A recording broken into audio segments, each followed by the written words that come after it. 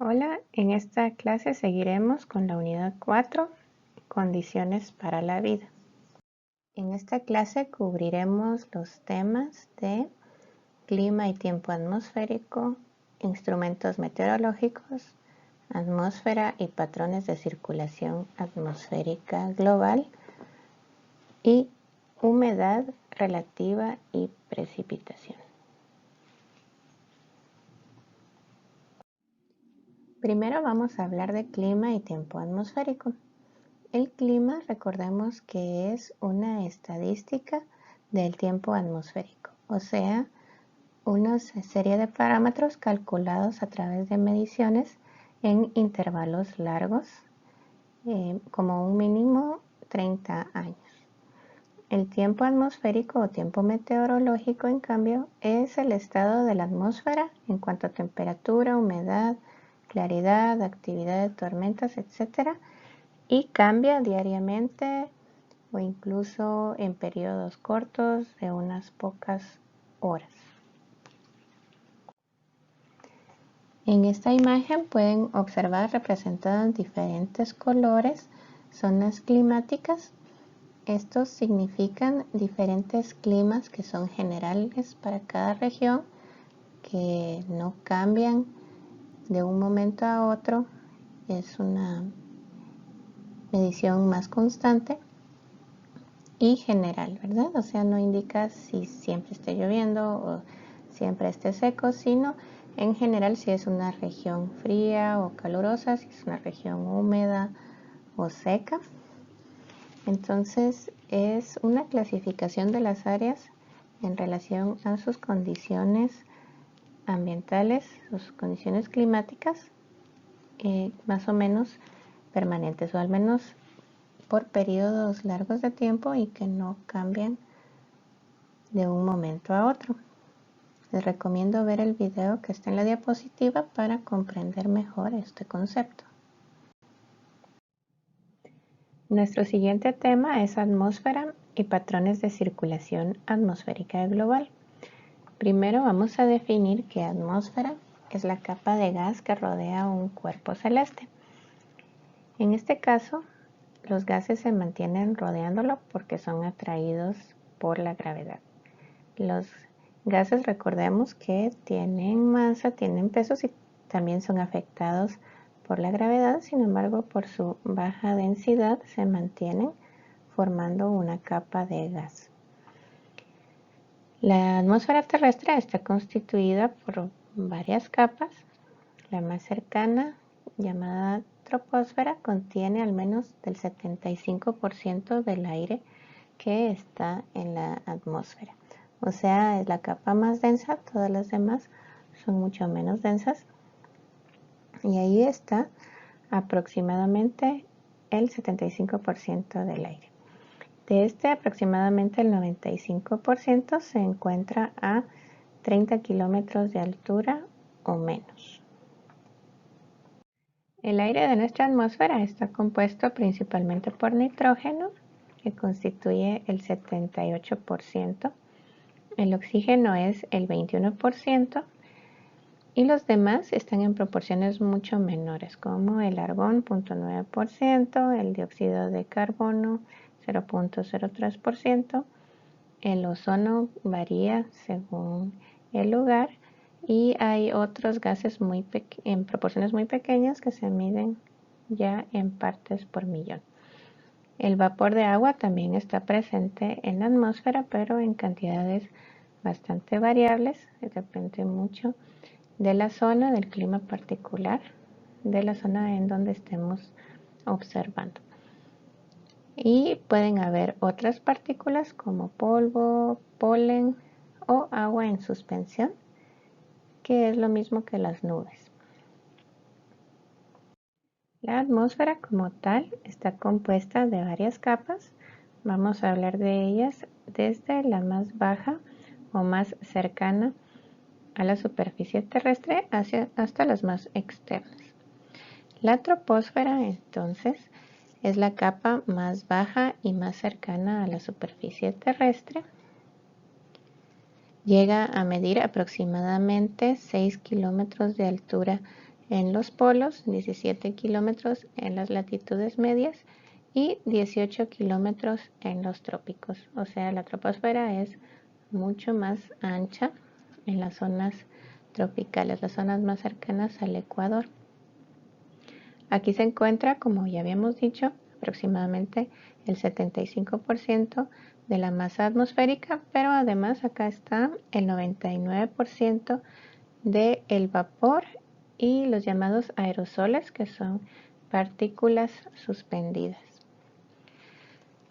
En esta capa también se produce prácticamente todos los fenómenos meteorológicos, incluyendo los vientos, nubes, lluvias y cambios de temperatura. Su límite exterior, que observamos acá como una línea un poco más clara, se denomina tropopausa. La siguiente capa, llamada estratosfera, llega hasta los 50 kilómetros de altura desde la superficie terrestre. Como ustedes ven, es más ancha y menos densa que la troposfera. Está formada por capas o estratos de gases separados por su peso. Obviamente los gases más pesados están más cerca de la superficie terrestre. Aquí es que se encuentra, por ejemplo, la capa de ozono, que protege a la superficie del exceso de radiación ultravioleta. Actúa también como regulador de la temperatura y su límite exterior se llama estratopausa. Esta línea que podemos ver como celeste oscuro. La siguiente capa es la mesósfera y está caracterizada por una disminución muy drástica de temperatura. Aquí la temperatura va disminuyendo conforme aumenta la altitud y llega hasta los menos 70 o menos 90 grados centígrados. Su límite superior se denomina mesopausa. La termósfera, que también es llamada ionosfera, es una capa que va desde aproximadamente 90 kilómetros de altitud hasta los 400 kilómetros, o sea, es una capa muy ancha. Está nombrada por las capas de iones que forman parte de ella, que le confieren propiedades de conducción eléctrica. Esta capa es la que refleja las ondas electromagnéticas, lo que permite que existan las transmisiones de radio y televisión. En esta capa predomina el nitrógeno y acá es también donde se destruye la mayor parte de los meteoritos que llegan a la Tierra. Su temperatura va en aumento conforme a la altura. O sea, después que la temperatura llegó a muy bajas mediciones en la mesósfera, en la termósfera o ionosfera, comienza a aumentar la temperatura y llega a alcanzar los 1500 grados centígrados. Su límite exterior se denomina ionopausa o termopausa. La última capa se llama exósfera y es la más externa. En esta los gases se van dispersando hasta alcanzar una composición similar a la del espacio exterior. Empieza a una altitud de aproximadamente 700 kilómetros y acá el aire pierde sus cualidades y la temperatura no varía. Su límite con el espacio llega en promedio a los 10.000 kilómetros sobre el nivel del mar. Esta capa está compuesta por hidrógeno, helio y otros gases que son tan poco densos que se pueden mover por cientos de kilómetros sin llegar a toparse con otra molécula. Por esta razón, la exósfera no se comporta como gas y sus partículas están escapando al espacio constantemente. La magnetosfera no es una capa de la atmósfera como tal que esté formada de gases, sino que se refiere a el campo magnético de la Tierra. Se comporta de forma similar a un dipolo magnético. Varios planetas del sistema solar también tienen su propia magnetosfera. En la Tierra, la magnetosfera desvía la mayor parte de las partículas de alta energía que provienen del Sol, llamadas también viento solar. La magnetosfera entonces es realmente un campo magnético, sin embargo es muy necesario para proteger la vida en la Tierra porque nos mantiene protegidos del efecto directo de estas partículas solares. Nuestro siguiente tema es patrones de circulación atmosférica. Aquí vamos a hablar la forma en que los fluidos circulan sobre la superficie terrestre. Aquí vamos a hablar principalmente de los vientos y de las corrientes marítimas que están causados en buena parte por efectos de convección, lo que ya vimos que es una forma de transmisión de energía, pero también están afectadas por otros elementos como la rotación de la Tierra. La circulación atmosférica es un movimiento de aire a gran escala que permite que el calor se distribuya en la superficie de la Tierra. Las corrientes marinas también funcionan de forma similar y cumplen un papel semejante, con menos volumen pero una mayor capacidad de transportar el calor.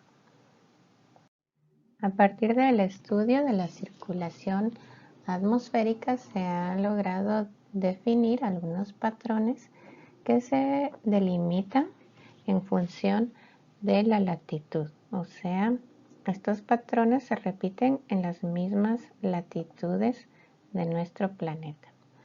Las células de Hartley, Ferrel y Polar son tres diferentes unidades que explican la circulación dentro de estos segmentos latitudinales, ¿verdad? Por ejemplo, la célula de Hartley está acá en las latitudes tropicales. La célula de Ferrel es la de las latitudes templadas y, como su nombre lo dice, la célula polar ilustra o explica los movimientos en las áreas polares. La circulación latitudinal es el efecto de la incidencia de la radiación solar sobre las latitudes ecuatoriales. Como ya vimos, el calentamiento provoca movimientos de convección que hace que las moléculas más calurosas o más calientes suban hacia capas menos densas, en este caso en la atmósfera, mientras que el aire más frío tiende a bajar, formando movimientos circulares. Podemos observar que los patrones de circulación cambian de dirección dependiendo de la latitud en la que nos encontramos. Esto en buena parte está determinado por el movimiento de rotación de la Tierra. La convección en sí ocurre independientemente de la rotación, sin embargo la dirección sí está determinada por ella. Por eso encontramos que en las células de Hartley, que están en las latitudes tropicales, la dirección es a favor del movimiento de rotación, lo cual hace que haya una convergencia en el ecuador. En cambio, en la celda que se encuentra en las latitudes templadas, encontramos que la circulación ocurre en la dirección contraria. Estos patrones de circulación forman los llamados vientos alisios, estos de las latitudes tropicales, que son en buena parte responsables de características de las zonas climáticas. Estas áreas de convergencia son llamadas también zonas de baja presión. Es donde la circulación forma un patrón en el que el viento baja en esta zona, baja cerca de la superficie terrestre, y es este fenómeno en buena parte causante de los huracanes.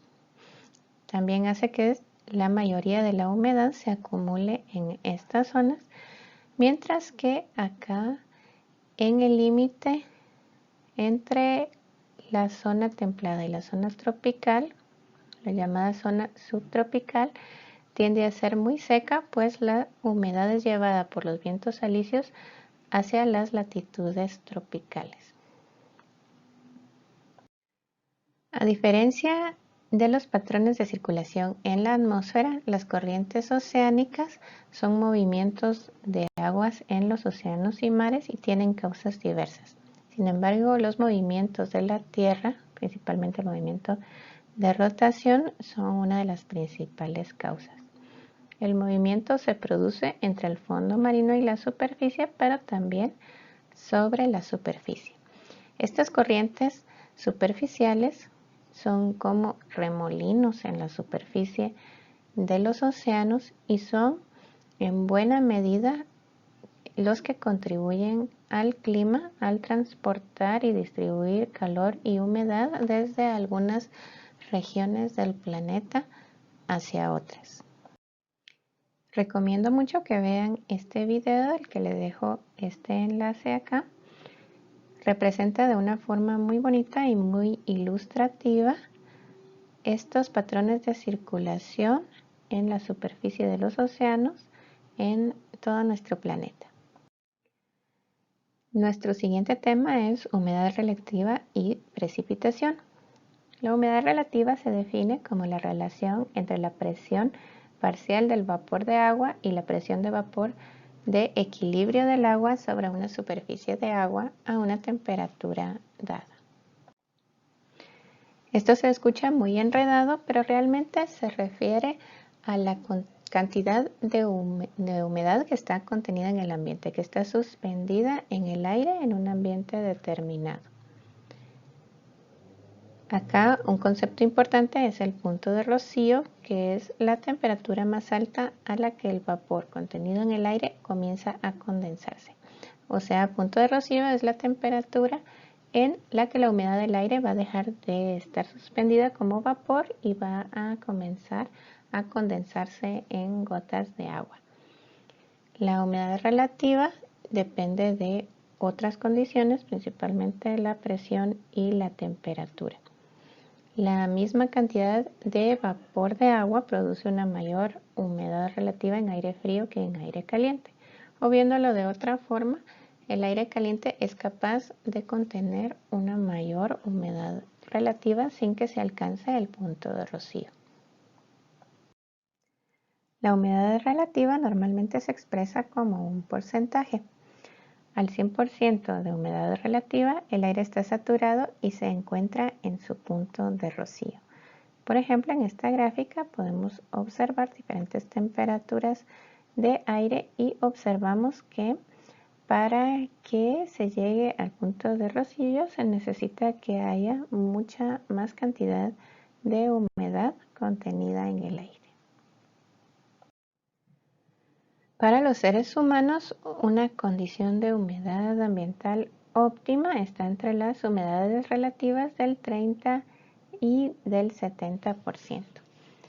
Hay muchas formas o muchas aplicaciones en las que se utiliza la medición de la humedad relativa.